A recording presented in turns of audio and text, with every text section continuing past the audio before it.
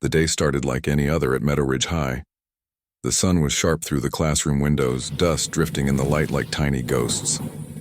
Room 203 buzzed with the usual chatter, pencils tapping, whispered jokes, the low hum of the air conditioner fighting the September heat. Ms. Hall, the history teacher, was explaining the civil rights movement when the loudspeaker crackled to life. The sound was harsh, sudden, like static tearing through silence. Then came a voice. "Attention all staff and students. This is a lockdown. This is not a drill." Every conversation died mid-sentence.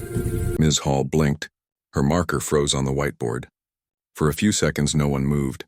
Not even the class clown who always joked about fire alarms. Then her training kicked in. She turned off the lights, ushered her students to the far corner of the room. "Everyone down," she whispered, away from the windows. "Phones on silent." The students obeyed, some trembling, some whispering questions she couldn't answer. She moved quickly to lock the door and pull the blinds shut. The only sound left was the faint hum of the air conditioner and someone's shaky breathing. 15 minutes passed. Nothing. No footsteps. No sirens, no updates.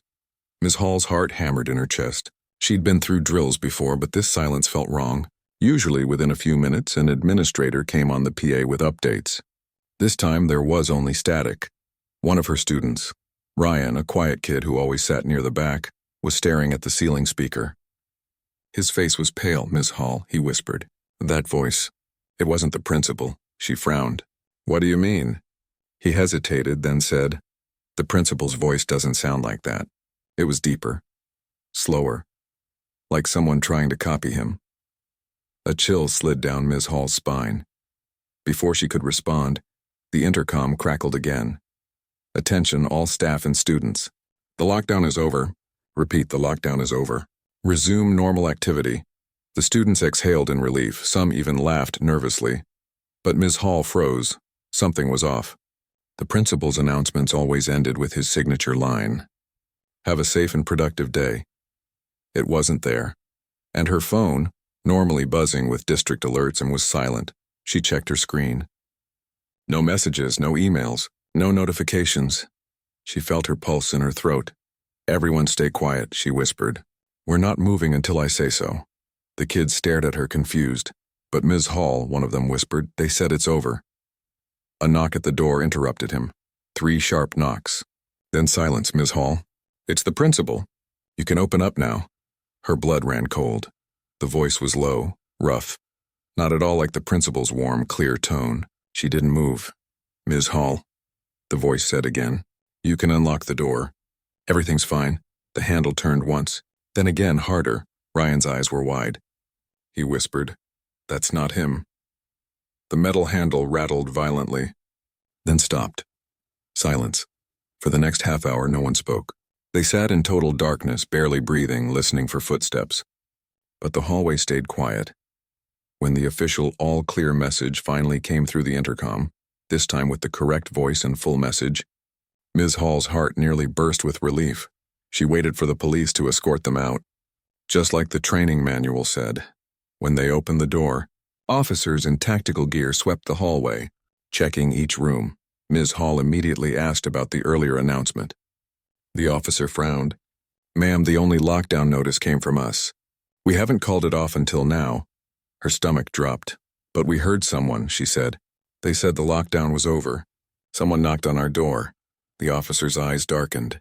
No one's supposed to move during a lockdown, and no one from the administration was in this wing. It's been sealed since the alarm.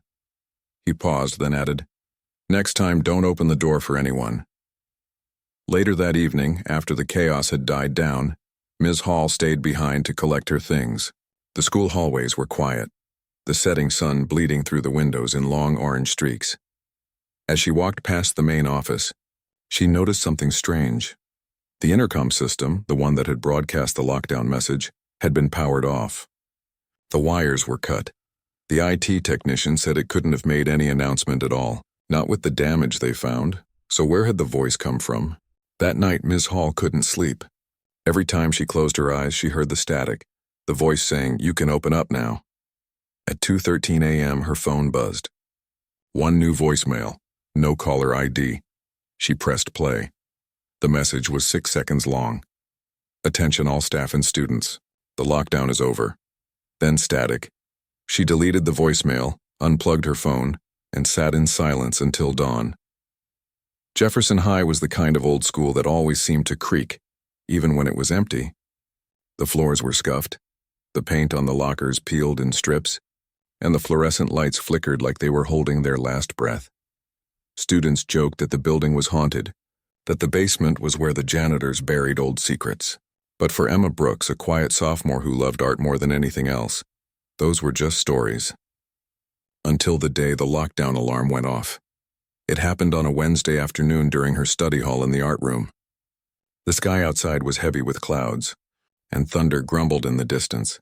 Mr. Riley, the art teacher, was showing a few students how to mix oils for portraits when the intercom suddenly buzzed to life. Attention all staff and students. This is a lockdown. Repeat, lockdown in effect. Secure all rooms immediately. The class froze. Mr. Riley moved fast, locking the door, shutting off the lights, whispering instructions. The room fell into shadow, lit only by the dull gray light leaking in from the storm outside. Everyone slid to the floor behind the cabinets near the back wall. The building grew eerily quiet, then a sound. At first it was faint. A slow rhythmic tapping. Tap, tap, tap. Emma frowned. It was coming from somewhere behind them, from the far end of the room near the old supply closet. Mr. Riley whispered, "Stay still." But the sound continued. Tap, tap, tap. Then it changed. Became scraping, like fingernails dragging across metal.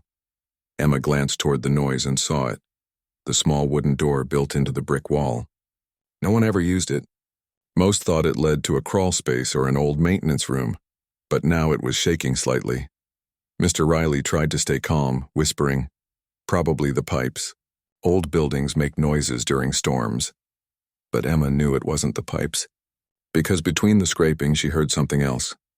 A whisper. It was faint, like breath through static. But she could swear she heard her name, Emma. Her heart pounded so loud she thought everyone could hear it. She turned to Mr. Riley, her mouth open to speak, but he shook his head sharply. Then came the knock, once, twice, then a pause, then 3 slow knocks. It echoed through the room like a heartbeat. Someone, or something, and was on the other side. Minutes crawled by. The students clung to each other, barely daring to breathe. Then, without warning, the power cut out. The room plunged into total darkness. Emma could hear the wind howling through the vents, the faint creak of the ceiling. Someone in the back started to cry. Mr. Riley whispered, "It's okay. Just stay quiet." Then on the knock again, louder this time. And a whisper, closer now, "Emma, open the door." She froze. Her breath hitched. Her name again, clearer this time, and it sounded familiar. Her brother, her older brother, Liam, the same voice she hadn't heard in years. Because Liam had disappeared when she was 7. He'd been a senior at Jefferson High. He vanished one stormy afternoon, after detention in the art room. Police said he must have run away, but Emma never believed it, and now here was his voice whispering from behind that same basement door. "Emma, please help me." Tears filled her eyes. Every instinct told her not to move, but something stronger pulled her forward.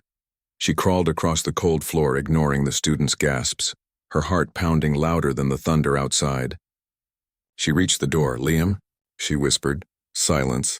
Then a reply, muffled, desperate. "It's dark down here. I can't see. Please open it." Her trembling fingers brushed the rusted handle. It was ice cold. "Emma, stop!" Mr. Riley hissed. "Don't touch that door!" But she couldn't stop. She turned the handle, and just as she did, the lockdown alarm cut off. The intercom buzzed. "All clear. Lockdown over." The lights flickered back on. The room was empty except for the students and Mr. Riley. The door to the basement stood slightly ajar. Emma leaned forward, peering inside, but the darkness was too deep. She could barely make out a narrow staircase leading down. Mr. Riley rushed over, slamming it shut. He locked it and backed away, pale as paper. When the police later swept the school, they said there was no sign of forced entry, no intruder, nothing unusual. Just a routine security glitch. But the next day, maintenance workers checked the basement. and what they found was impossible. The narrow staircase led to an old maintenance tunnel that had been sealed off in 2011, years before Emma had even started school. At the end of that tunnel, they found piles of broken furniture, dust, and moldy papers, and in the corner, half buried under debris, was a wallet. Inside was an old student ID.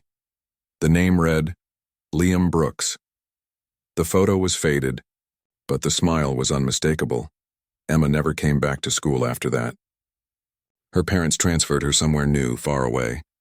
She didn't speak about that day, not even to Mr. Riley. But the janitors who worked night shifts say they still hear the tapping from behind the basement door. Always 3 knocks. Always followed by a whisper. Emma. And if you listen closely, sometimes the voice changes, like it's trying to remember who it used to be.